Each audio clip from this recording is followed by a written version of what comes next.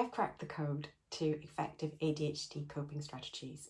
Say goodbye to distractions and embrace productivity with these 15 tips for success.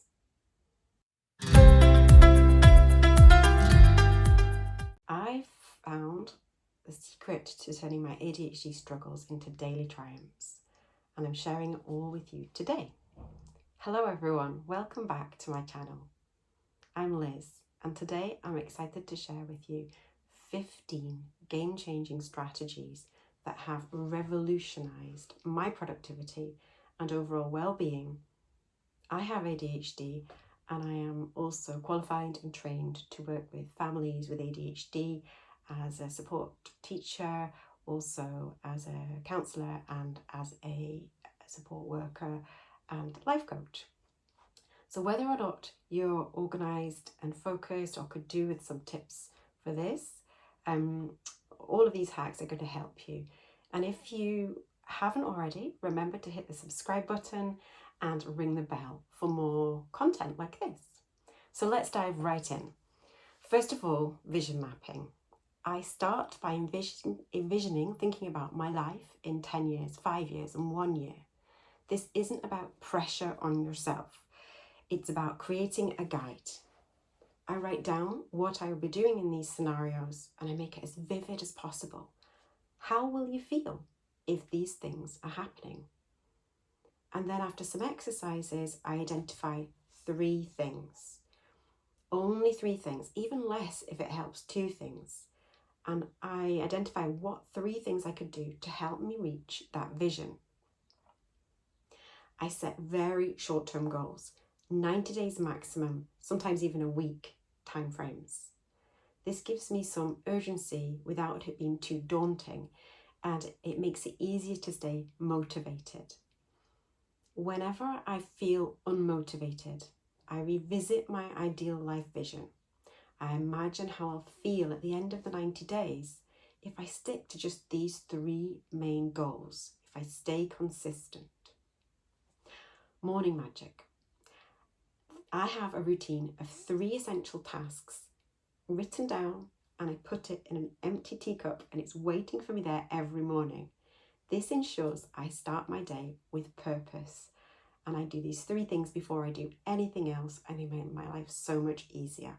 I have a similar evening wind down routine. I have 3 tasks which include planning the next day and packing for the next day. This helps me be ready for success. I also have visible to-do lists. 1 to-do list, not lots of paper, and I keep it in my diary, ready there to see. It's visible, it keeps me on track. I make sure I write down everything. I email myself a note. This is the thing I check the most often, my email. So I email myself notes and I write everything else down. And it means that I can remember important details. Things don't slip through the cracks. And like I said, every day I plan out every night I plan out the next day, very simply. Appointments and 3 tasks that I'm going to get done that day. Just 3 simple tasks. Journaling. I often have a conversation with myself in my journal about what happened that day and my feelings. And if I'm anxious, I focus particularly on facts rather than feelings. And then I have a dump at the bottom of the page with a separate page, things to do, each page of my journal. And then I can use this space to write down the things that I do so it's not on my brain at nighttime. Transfer these over to my to-do list on the morning. I also have a very rough 3-week meal plan, which ensures I always have meal ideas and I always have the necessary ingredients in, and it really helps me to stay organised with this. The other thing I do is get my my food delivery, shopping delivered, because then I don't have to remember a to-do list. I have a daily task rotation. I assign a specific task to each day of the week.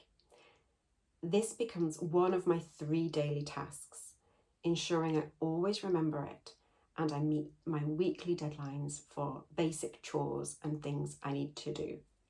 I have 7 things I need to do in a week and I just write them out. Kids or pets, kids-centric tasks. I have my kids on the weekly list twice. I check their homework, cut their nails, take care of any health things I need to do, any other parenting responsibilities. I do that twice a week because I would forget if I didn't. I really hope that you could use this with perhaps your pets or other things that you have regularly coming up to do on your list that gets forgotten. If you're finding value in these tips, please just give this video a thumbs up and share it with someone else that might benefit.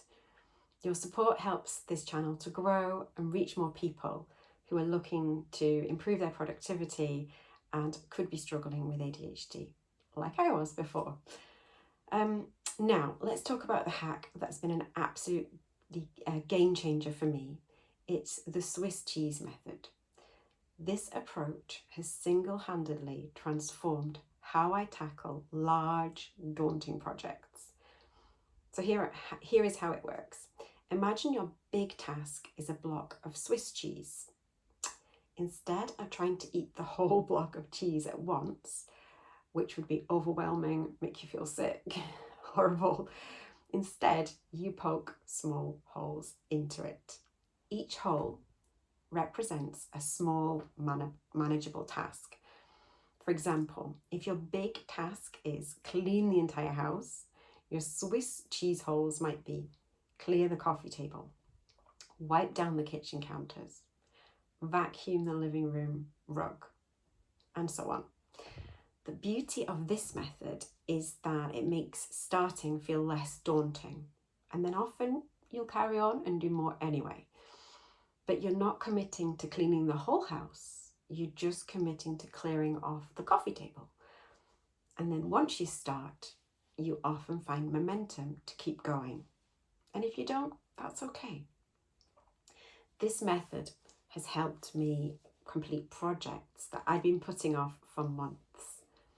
It's especially effective for those tasks that seem too big or complex to even start. You could journal about this and come up with your Swiss cheese holes. Remember, the key to success is finding strategies that work for you, making them easy and obvious in your life, and then being as consistent as you can in applying them without being unkind to yourself. It's just about making some progress. It's not about being perfect and perfection. Thank you so much for joining me on this journey to productivity. I hope that you found this video useful. Please remember to like and subscribe for more productivity enhancing tips. And I'd love to hear from you. What success hacks have you found that help you with your ADHD and productivity? Please leave some information in the comments below. Thank you so much for watching. I really appreciate it, and I'll see you in the next video.